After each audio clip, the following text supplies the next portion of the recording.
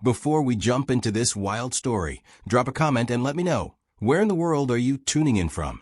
Maybe you're in a sleepy cul-de-sac down in Arizona, a bustling high-rise in New York, or a calm lakeside cabin up in Minnesota. I love seeing just how far these Karen tales of chaos and karma can reach. The afternoon sun burned down on the golden fields, turning the dust in the air into a shimmering haze. My boots pounded across the dry earth, the sharp scent of ozone stinging my nostrils.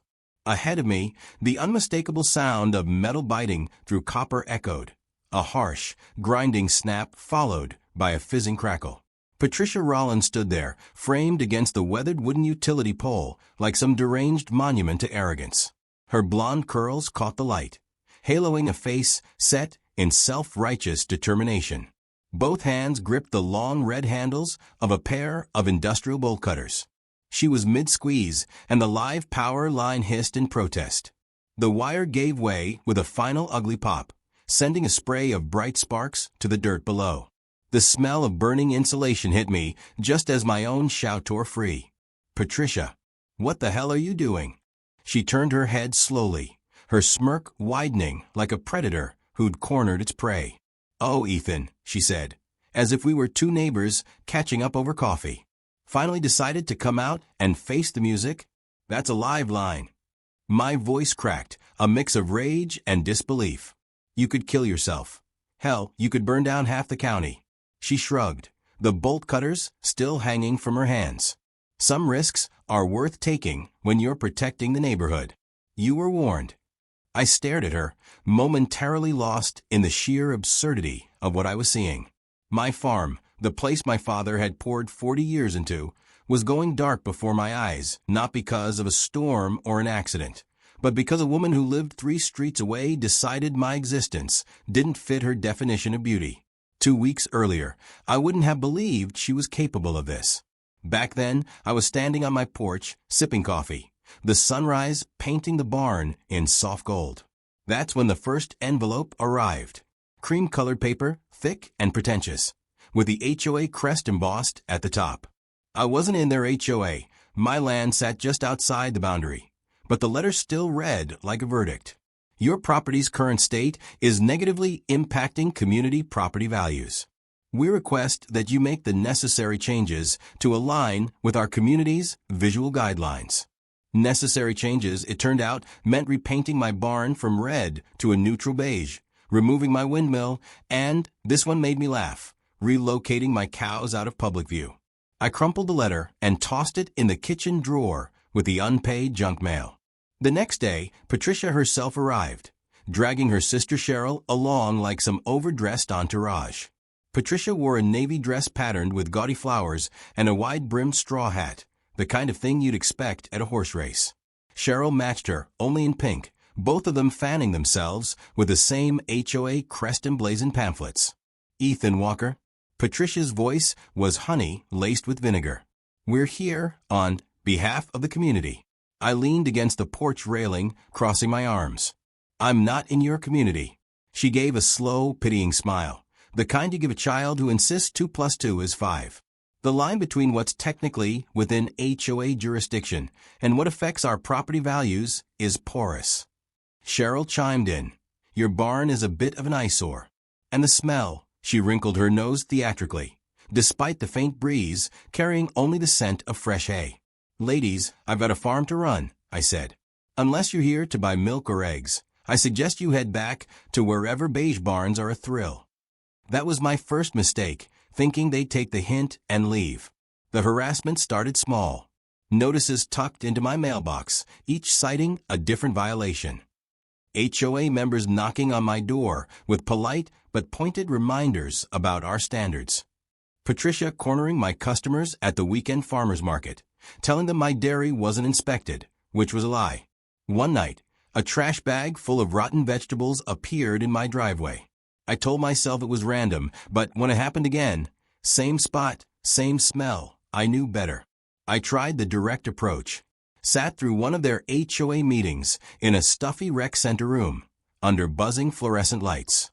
Patricia presided over the long folding table like a queen holding court. When I stood to speak, She folded her hands and listened with the faintest smile. I explained calmly that my farm was private property, outside HOA rules. Rules are flexible when you're protecting property values, she said, voice smooth as polished glass. The room chuckled in agreement. I left that night knowing she wasn't just difficult.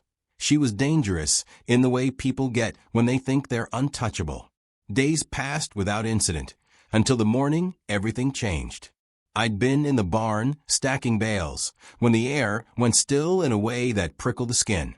The fan stopped. The radio went silent. A sick drop settled in my stomach. I headed for the breaker panel, but the lights in the house were out too. Then I heard it, that metallic clink and scrape from outside. I stepped into the harsh glare of the afternoon sun, shielding my eyes. There she was, Patricia, bolt cutters glinting like a weapon, halfway through severing the main line to my farm. Sparks spit against her denim jacket. She didn't flinch. The smell of scorched metal filled the air, and in the background, my cows mooed nervously, sensing the shift. "You were stealing power from shared lines," she announced when I reached her, like she'd caught me in the act of some grand crime. "I have my own meter," I snapped. "You've got no right to touch anything on this property." Behind her, Cheryl stood with her phone, filming like it was her personal reality show. "Smile, Ethan," she called. "This is going to the board." The last strands of copper gave way, the wire sagging limp in the dirt. The hum that had been the background music of my farm, fans, pumps, refrigeration, was gone, replaced by an awful silence. I pulled my phone from my pocket, thumb shaking slightly as I hit record. "Keep talking," I said. Patricia squared her shoulders, perfectly willing to give me material. When people refuse to do what's right, sometimes you have to enforce it yourself. By trespassing and cutting a live wire, I kept the camera trained on her, making sure the bolt cutters and the still smoking wire were both in frame. She smiled again, that same practice smirk from 2 weeks ago, as if the danger didn't matter, as if she couldn't lose. In the distance, the low rumble of a county sheriff's cruiser rolled over the gravel road. Patricia turned slightly, lifting one hand to wave like she was greeting an old friend. And in that moment, standing there with my dead farm behind me and my livelihood bleeding out into the dirt, I understood two things. First, Patricia really believed she was above the law. Second, she had just given me exactly what I needed to prove she wasn't. The cruiser slowed to a stop, the deputy stepping out with a measured gait. His eyes flicked from me to Patricia to the sagging wire. "What's going on here?" he asked. Patricia jumped in before I could speak. "Officer, I caught him illegally tapping into shared power lines. I had to take action before someone got hurt." The deputy glanced at the bolt cutters in her hands. "By cutting live electricity?" She laughed lightly, as though it were all a minor misunderstanding. "Sometimes you have to act fast." I held up my phone. "It's all on video, from start to finish." Patricia's smirk faltered, just slightly, but enough for me to see it. The deputy stepped closer to her. "Ma'am, I'm going to have to ask you to put those cutters down." Her jaw tightened, but she obeyed, laying them in the dirt with a metallic clink. I didn't say a word, just kept the camera rolling. This wasn't over, not by a long shot. As the deputy began taking statements, I caught the faintest tremor in Patricia's hand. It was small, fleeting, but it told me something important. For the first time, she wasn't entirely sure she'd win. That sliver of doubt was all I needed. And as the sun dipped lower, casting long shadows over the silent farm, I knew that whatever came next, I was done playing defense. The silence on the farm after Patricia cut the line felt wrong in a way I couldn't shake. A farm without power was like a body without a heartbeat. The fans were still, the pumps lifeless, the hum of the coolers gone. By the time the deputy left, after telling me the utility company would have to send someone to repair the line, my produce was already warming in the storage room, the milk in the bulk tank creeping toward spoilage. Every minute was money draining away. The utility crew arrived just before sunset. 2 men in neon safety vests climbed out of their truck, one whistling low as he took in the cut line still lying in the dirt. "Whoever did this," he muttered, "either doesn't know what they're doing or doesn't care if they fry themselves." I told them exactly who did it. They exchanged a look, the kind professionals get when they've seen too much stupidity to be shocked anymore. One of them jotted down my statement while the other inspected the damage. "You've got your own feed from the main pole," he confirmed, "completely separate from the HOA grid." What she did was criminal, pure, and simple. Hearing it phrased so plainly made the reality sharper. Patricia hadn't just inconvenienced me. She'd put lives in danger and destroyed part of my livelihood. The crew restored power before dark, but the damage to my perishable goods was already done. By morning, I was dumping gallons of spoiled milk into the drainage ditch, the sour smell clinging to my clothes. I called the sheriff's office to press charges, but the deputy I spoke to sounded cautious. "You can file for trespassing and property damage," he said. "But she's got money, lawyers, and a reputation for dragging things out. You sure you want that fight?" I was sure. I'd been sure from the moment her smirk faltered. But Patricia didn't retreat after that day. If anything, she escalated. 2 days later, I woke to see her post plastered all over the local community group online. A picture of my farm taken from the road, captioned with claims that I'd been caught stealing utilities and harassing HOA members. She used words like dangerous, unstable, a threat to the neighborhood. Cheryl was in the comments, egging her on, replying to anyone who questioned the story with "You don't know what we know." I'd dealt with liars before, but Patricia had an audience, and she knew how to perform for them. Neighbors I'd sold eggs and produce to for years suddenly stopped showing up. A regular customer texted me apologetically that her husband didn't want to get mixed up in whatever was going on. I realized then that trying to clear my name through polite explanations would be like trying to wash dirt off with more dirt. Patricia thrived in direct confrontation. She fed on it. If I went at her head on, she'd twist it, paint herself as the victim, and come out smelling like roses. I needed a different kind of fight. I started gathering everything. The video of her cutting the line stayed backed up on my phone, my laptop, and a cloud drive. I called the utility company again, got an official statement on paper confirming my independent power connection, and the danger of what she'd done. Every letter she'd sent me went into a folder, dates, times, and her exact wording. I even printed out her social media posts and screenshots of Cheryl's comments. Still, paperwork alone wouldn't knock her down. Patricia was good at pretending rules didn't apply to her, which made me think, what if there was a rule she'd been breaking all along? The break came from someone I hadn't expected to help. Linda, a clerk at the county zoning office who'd been buying my eggs for years. She came by one afternoon, 2 cartons under her arm, and asked how things are going.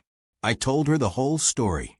Her eyebrows shot up when I mentioned Patricia's certainty that she could do whatever she pleased. "You know," Linda said slowly, "Patricia's got that guest house behind her place. Always wondered how she got approval for that." "You think she actually did?" I didn't. Not for a second. Linda didn't say she'd check, but 3 days later she called me. "No permits," she said.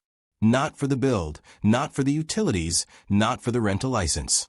And I've seen the listings. She's been renting it out short-term for years. That's 3 violations minimum." Hearing that was like feeling the first tug on a fishing line. You know you've hooked something, but you can't pull too fast or it'll slip away. I added it to my growing arsenal. The plan started to take shape in my head, solidifying like a puzzle, finally snapping into place. I would hit her from multiple angles, all at once. Criminal charges, civil claims, public exposure, and zoning enforcement. Alone, any one of those might not stop her. Together, they'd bury her. First step was official. I went to the sheriff's office in person, file in hand, and gave them everything: video, utility statements, letters. The deputy on duty didn't try to talk me out of it this time. He took my report and assured me it would go forward to the county prosecutor. Next was the civil side. I calculated my losses from the spoiled goods, the cost of repairs, and the drop in sales since her smear campaign began. The number made my stomach twist, but it also lit a fire in me. I filed a claim in small claims court for damages, simple, direct, and backed by evidence. Then came the part one knew she wouldn't see coming. I contacted a local investigative reporter who'd run a series last year on abusive HOAs. I sent him the video of Patricia cutting the line, along with the utility's written confirmation she'd lied about the shared grid. His reply came within an hour. This is gold. When can we talk? We met the next day. He was young, sharp-eyed, and clearly delighted by the footage. She really thought this was a good idea? On camera, he said, shaking his head. If she's got skeletons, we'll find them. I didn't have to wait long. 2 days after that, the story aired, full segment, leading with a slow-motion clip of Patricia's bolt cutters slicing through the line, sparks flying. They cut to the utility rep explaining the danger, then to my interview, where I stayed calm, factual, and polite. Patricia refused to comment, but the reporter noted the city's zoning office was reviewing potential violations connected to her property.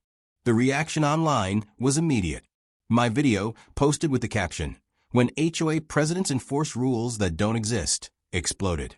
Thousands of comments poured in, most calling her reckless, some outright mocking her. Memes started popping up, Patricia with cartoon lightning bolts in her hands, captions about neighborhood safety. She tried to fight back, posting her own videos claiming the news story was biased, that I doctored the footage. But every time she opened her mouth, someone would reply with the original clip unedited, right there for everyone to see. And then the inspector showed up at her door. I wasn't there, but Linda told me about it later with obvious satisfaction. They went over every inch of that guest house, she said. No permits, unpermitted wiring, plumbing issues. It's bad, Ethan. Real bad. I pictured Patricia in her kitchen, watching her perfect little kingdom unravel, and felt a grim kind of satisfaction. But even with all that building, I knew the fight wasn't over. The court dates were set, one for the criminal charges, one for my civil claim, and the city still had to decide on fines for the zoning violations. Until the gavel came down, she'd keep scheming. I saw proof of that the evening I drove past her street.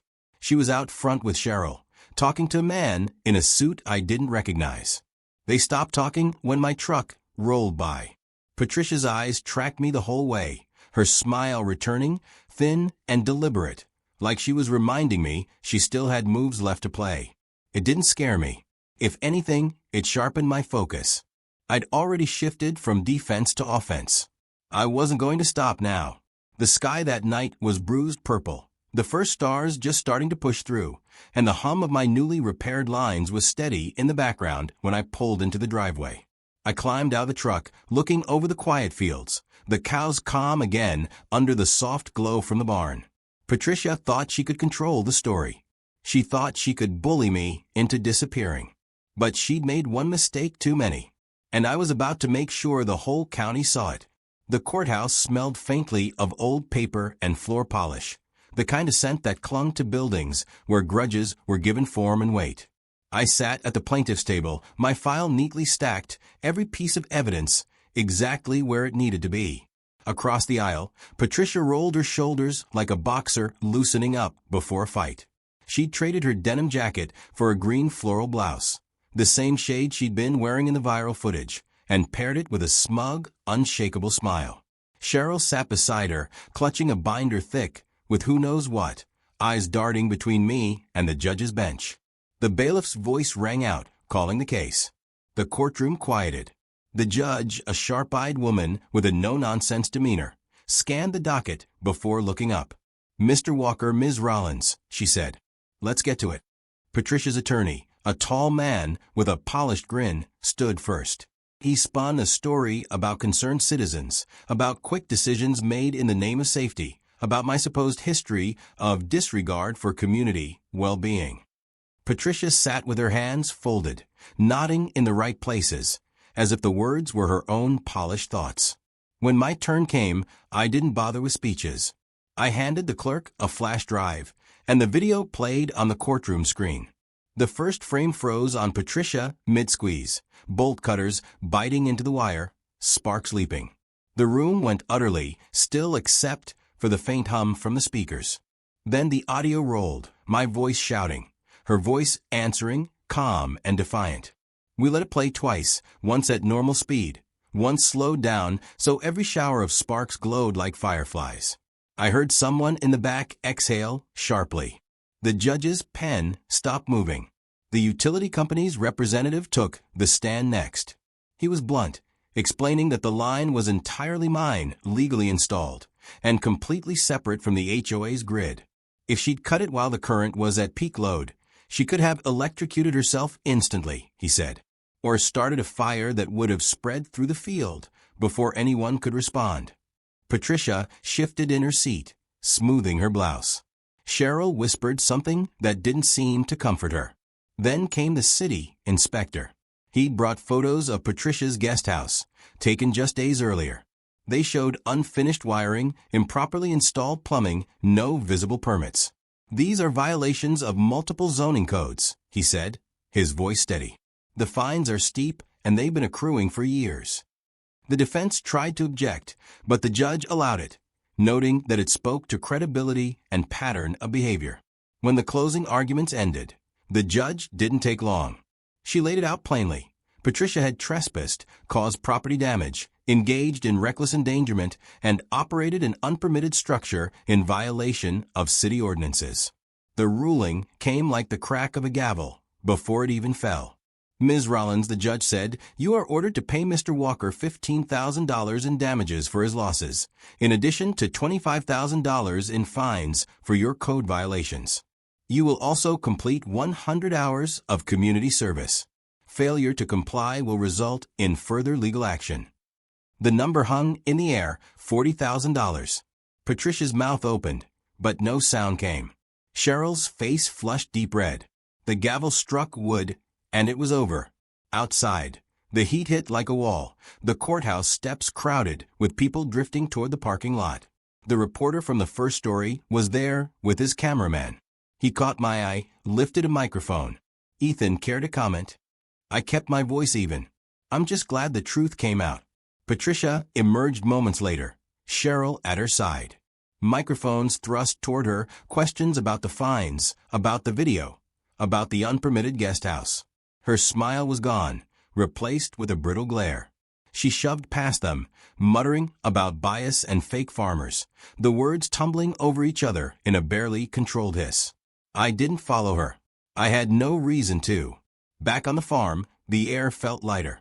The barn lights glowed warm against the darkening sky, the hum of the machinery steady and comforting. I'd repaired the damage, restocked the coolers, and word had spread. Customers were coming back. Neighbors who'd stayed quiet during the worst of it now stopped by to say they'd seen the news, that they were glad someone had stood up to her. Still, I couldn't shake the image of Patricia's face in court, the instant when the ruling landed, when she realized there was no spinning her way out of it. A week later, the city made good on their threat. I drove past her street on my way into town and saw the guest house half demolished, a pile of splintered wood and tangled wiring spilling onto the driveway. She stood in the yard, arms crossed, watching the crew work. She didn't see me, and I didn't slow down. But a few days after that, I saw her again, this time in the park. She was wearing old yard gloves and a faded t-shirt, hauling bags of trash into a dumpster under the watch of a community service supervisor. Cheryl wasn't there. Patricia looked up as I passed, our eyes meeting for the briefest moment. Her expression was unreadable, but there was no smirk, no practiced poise. Just a woman realizing her reach had limits. I didn't wave. I didn't need to. That evening, I walked into the barn and hung something on the wall. Those same red-handled bolt cutters, cleaned and gleaming, a reminder of the day she overplayed her hand. The farm was quiet except for the steady rhythm of the fans and the distant low of the cattle. I stood there a moment, the smell of hay and warm earth around me, the memory of sparks still vivid in my mind. Patricia had tried to cut me off at the root. She'd ended up severing her own, standing instead. And though the fight was finished for now, I knew something about people like her. They didn't forget. They waited. They planned. Which meant I'd be ready when she did.